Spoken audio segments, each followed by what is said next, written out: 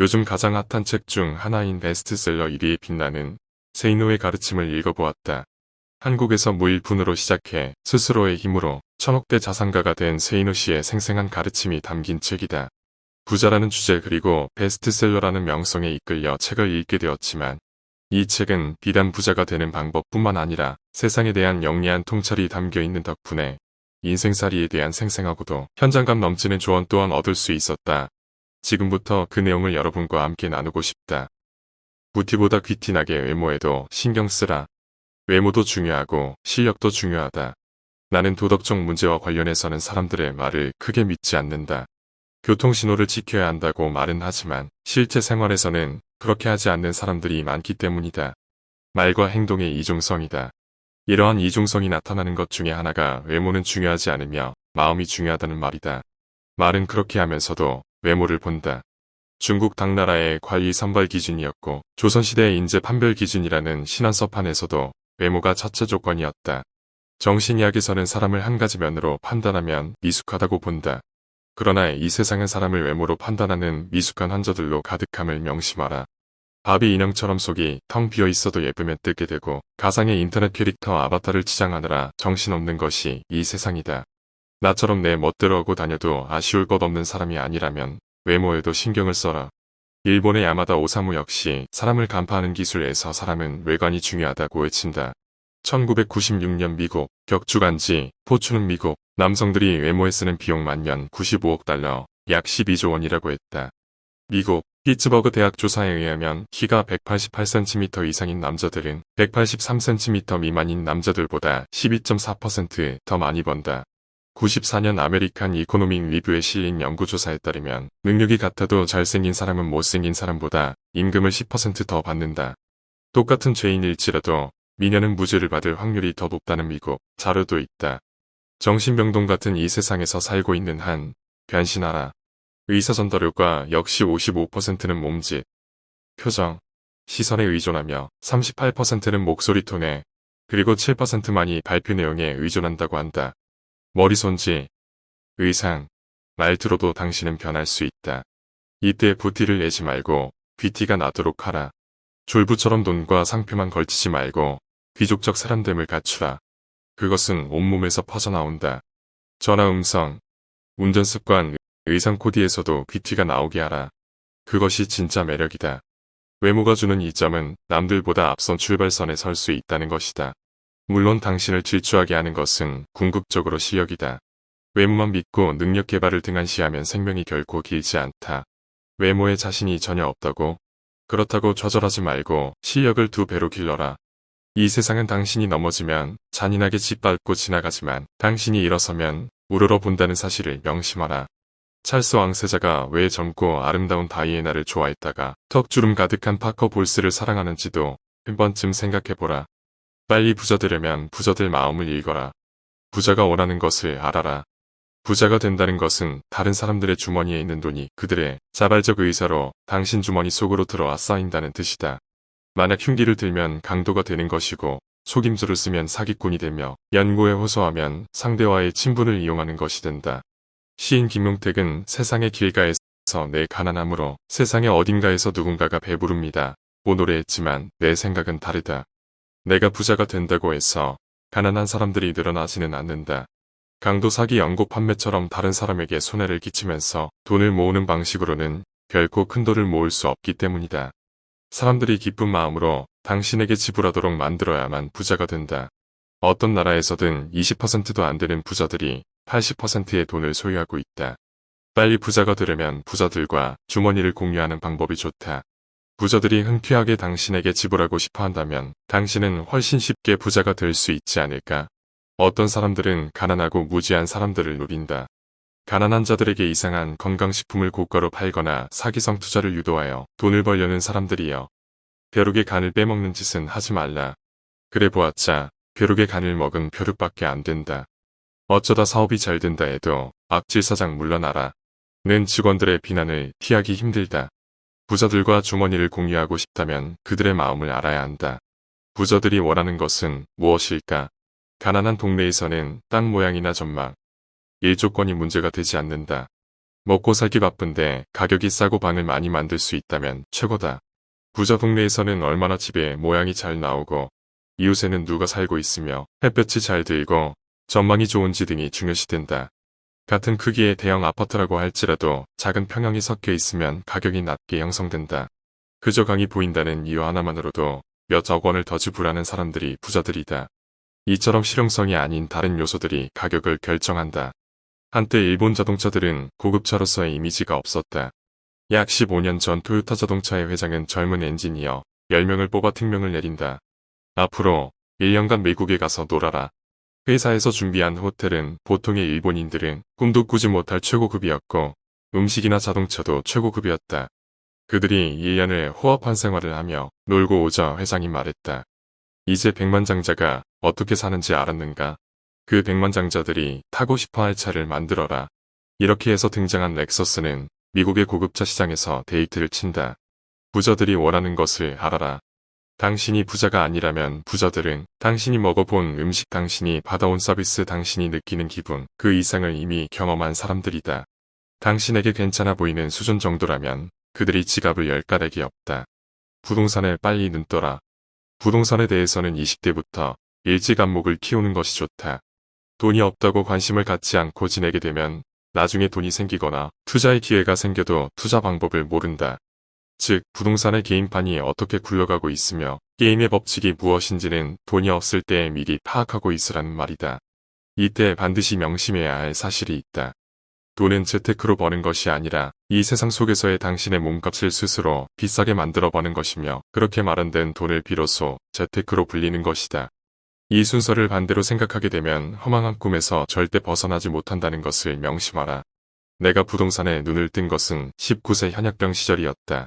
자대에서 내가 받은 일은 보직과는 무관한 부동산 관리였는데 도서관장도 겸임했다. 고등학생 시절에 광고 대행업을 했다가 망한 경험이 고려돼 받은 일이었다. 나는 그때 부동산 등기부 등본을 처음 보았고 건축도면도 처음 봤다.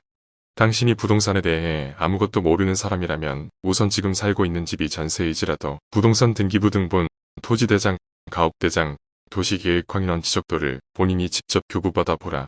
그리고 그 서류들에 적힌 내용들이 무엇을 의미하는지 여러 책을 통해 꼼꼼히 배워나가라. 그 다음에는 부동산의 경계와 주변 도로가 지적도와 일치하는가를 현장에서 비교하여 보아라. 지적도에서 방해와 축적이 어떻게 표시되는지도 눈여겨보아라. 그러한 서류들을 읽고 해석할 수 있는 단계를 지나면 다음 단계는 법에 대해 공부하는 것이다.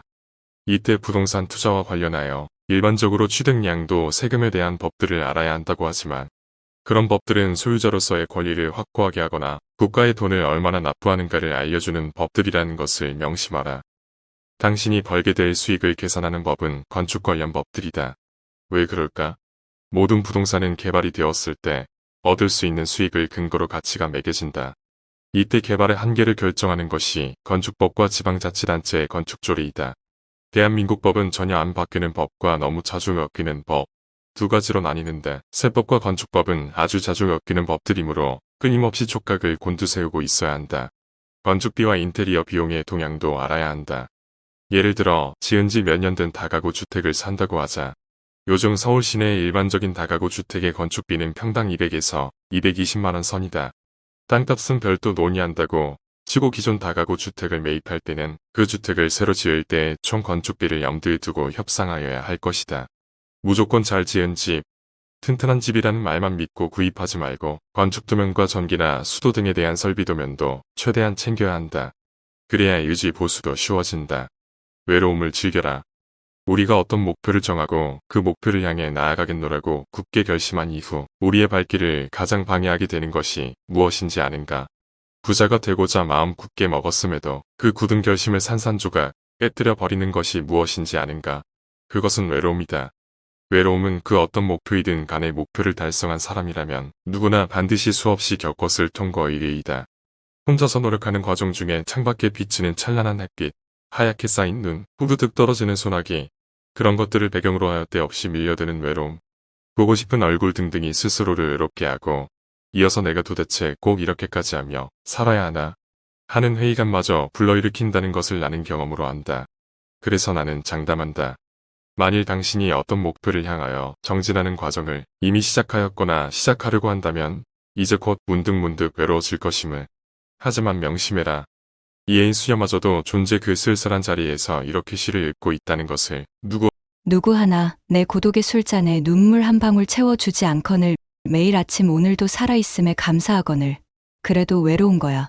욕심이겠지. 그런 외로움도 그런 쓸쓸함도 없다는 건 내 욕심이겠지. 그러므로 이제는 고독과 외로움을 친구로 삼아라. 정우승 시인은 외로우니까 사람이다라고 하지 않았던가. 그래도 누군가에게 기대고 싶다고. 그 기분 충분히 이해한다. 나도 전혜린이 이 모든 괴로움을 또다시 해서 말하되 뼈아픈 몹시도 피곤할 때면 기대서 울고 위로받을 한 사람을 갖고 싶었다. 그러나 말이다. 당신이 외로움에 징징거리며 질질 짠다면 적어도 당신이 꿈꾸는 어떤 목표는 이미 물 건너간 것임을 알아라. 당신이 외롭게 살고자 할 때 제일 방해가 되는 것은 놀랍게도 친구들이다. 친구들은 당신의 옛 생활을 알기에 새삼스레 너답지 않게 왜 그러냐 하면서 발목을 붙잡는다. 부자가 되려면 외로움을 이겨내야 한다. 친구는 당신에게 부자가 될 기회를 주지 못한다. 오히려 웃고 떠들며 이른바 정을 쌓으면서 부자가 될 시간만 빼앗아간다. 그러므로 몇 년간만이라도 만나지 말고 외롭게 노력하라. 정친구들 그리우면 이메일을 보내라. 글솜씨도 좋아진다. 외로움은 언제나 고통을 수반한다. 고대 히라빈들은 파테마타 마테마타라는 말을 하곤 했다는데 고통으로부터 배운다는 뜻이다. 외로움의 고통을 즐겨라. 그 고통 없이 부자가 되는 테크닉을 나는 모른다. 부자가 되려면 좁은 문으로 가라. 부자가 되는 길은 경쟁이 치열한 곳에 있지 않다. 인터넷 관련 벤처 비즈니스가 인기라고, 조기구 이점이 성황이라고, 호프집이 잘 된다고, 주식에서 대박이 터진다고, 의사나 판검사가 대우도 좋고 존경도 받는다고. 부자가 되고 싶다면 그런 것은 하지 마라. 갑돌이 갑순이 모두 다 덤벼드는 쪽은 가능하면 피하는 것이 좋다. 성경에서도 좁은 문으로 들어가라고 하면서 넓은 문은 멸망으로 이끈다고 했다. 사람들이 가기 싫어하는 좁은 문에는 어떤 것들이 있을까? 더럽고 위험하고 힘들고 폼이 안 나는 것들이다. 바로 그런 것을 해라. 그러면 돈을 번다. 경쟁자가 적으므로 당신 주변의 부자들을 보라. 인터넷 벤처기업 사장들의 재산이 수백억 원이니 어쩌니 하지만 주식 평가액이 그렇다는 것이다. 실제 현금이나 부동산을 많이 갖고 있는 부자들은 대부분 남들이 천하게 여기는 배추장사, 생선장사, 새우젓장사, 쌀장사 뭐 이런 것들로 돈을 벌었다. 폼 나는 게 없다. 그들이 남들 보기에도 멋있어 보이는 일을 한 것은 기반을 닦고 나서부터이다. 아니 왜 미국에 가서는 슈퍼에서 야채도 다듬고 밟아라 삼천리 재봉 일도 하고 택시도 몰고 수영장 청소도 하러 다니면서 한국에서는 체면을 앞세우며 그런 일들을 안 하려는 것인지 도무지 모르겠다. 그런 일은 한국에서도 돈을 벌 수 있는 일이다. 가난한 시절 나도 미국으로 이민 갈 생각을 했는데 미국에 가면 시체 닦는 일을 하려고 했다. 아무도 하지 않으려는 일이어서 돈을 많이 받는다고 들었기 때문이다. 대학을 다닐 때는 아르바이트로 번역을 했는데 신학 전문이었다. 그게 제일 번역료가 비쌌고 경쟁자가 별로 없어서니까. 나는 남들이 8비트 컴퓨터만 알고 있을 때 16비트 컴퓨터를 팔아 돈을 좀 벌었었다. 금성사에서 마이콤이라는 16비트 컴퓨터를 만들어 대통령 표창을 받았던 옛날 이야기이다. PC는 1990년대 초에 손을 떼었다. 경쟁이 치열해지면서 이득이 적어졌기 때문이다. 지금 직장을 구하는 사람들은 좁은 문의 법칙을 명심해야 한다. 인기 있는 멋진 회사들은 경쟁이 치열하다. 차라리 이름도 들어 보지 못한 중소기업을 두드려라. 게다가 대기업에서 당신이 배우는 것은 언제나 피자의 한 조각일 뿐이지만 중소기업에서는 그 피자 전체를 어떻게 만들어 파는지를 배울 수가 있다. 즉, 홀로서기를 할 때는 중소기업에서의 경험이 훨씬 더 실용적이다. 보편적으로 말해서 대기업에서 나오면 다른 대기업으로 가지 않는 한 정말 써먹을 곳이 적다. 요즘은 이공계 지망생이 적다고 한다. 하지만 바로 그렇기 때문에 지금이 이공계를 지원해야 할 절호의 기회이다. 지금 당장을 생각하지 말고 10년 후, 20년 후의 경쟁을 생각하라는 말이다. 굳이 넓은 문으로 가고 싶다면 남들보다 크게 월등한 기술이 있거나 정말 탁월한 능력이 있어야 한다. 그렇지 않다면 한시라도 빨리 좁은 문으로 가는 것이 더 빨리 부자가 되는 길이라는 것을 깨닫기 바란다.